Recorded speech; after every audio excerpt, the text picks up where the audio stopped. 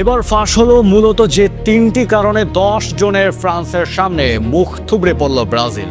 Match শেষে আসল ঘটনা ফাঁস করলেন Brazil coach Carlo Ancelotti. Match শেষ, জ্বালারি স্তব্ধ, ব্রাজিল সমর্থকদের চোখে হতাশা।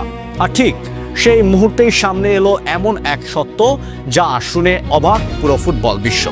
10 জনের একটি দল, তবুও তারা জিতল, আর পূর্ণ শক্তির ব্রাজিল কেন হারলো? এই প্রশ্নটা যেন আগুনের মতো ছড়িয়ে পড়ে চারিদিকে। ম্যাচ শেষে আর চুপ থাকেননি কোচ কার্লো আনচেলত্তি।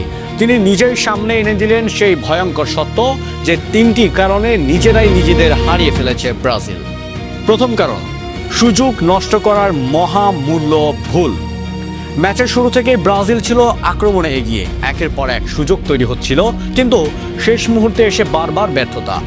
সহজ সুযোগ মিস, ভুল সিদ্ধান্ত আর আত্মবিশ্বাসের ঘাটতি, এই তিন মিলেই গোল করতে পারেনি ব্রাজিল।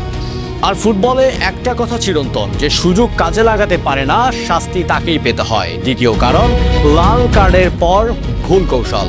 ফ্রান্স যখন 10 জনের দলে পরিণত হলো, তখনই ম্যাচে পুরোপুরি ব্রাজিলের নিয়ন্ত্রণে চলে যাওয়ার কথা ছিল, কিন্তু সেখানে ঘটে সবচেয়ে বড় ভুল। আক্রমণে অতিরিক্ত ঝুঁকি নিতে গিয়ে নিজেদের রক্ষণভাগ ফাঁকা করে ফেলে ব্রাজিল, আর সেই ফাঁকা জায়গাতেই কাজে লাগিয়ে পাল্টা আক্রমণে দ্বিতীয় গোল পেরে ফ্রান্স।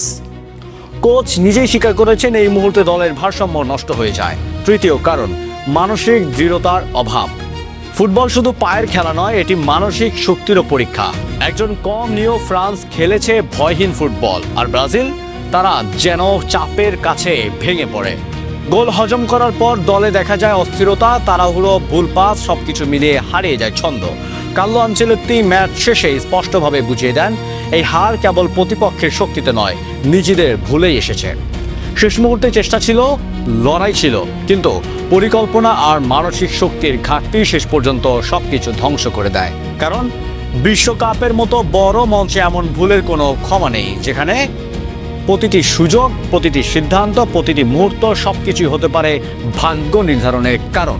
তাই আজকের এই হার শুধু একটি ম্যাচের ফলাফল নয়, এটি একটি শিক্ষা, একটি সতর্ক সংকেত। তবে এই হারেই গল্প শেষ নয়, বরং এখান থেকেই শুরু হতে পারে নতুন এক জাগরণ।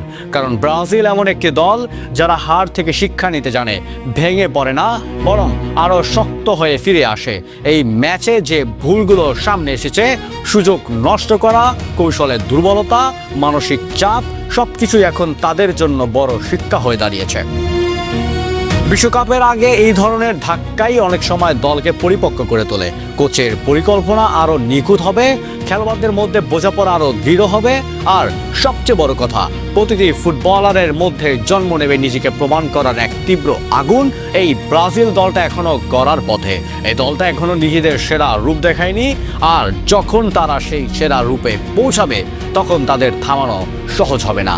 তাই আজকের এই হারকে শেষ নয়, শুরু হিসাবে দেখুন, কারণ বিশ্বকাপের মঞ্চে একটি আরো ভয়ঙ্কর, আরো আত্মবিশ্বাসী, আরো বিধ্বংসী ব্রাজিলকে দেখতে চলেছে ফুটবল বিশ্ব।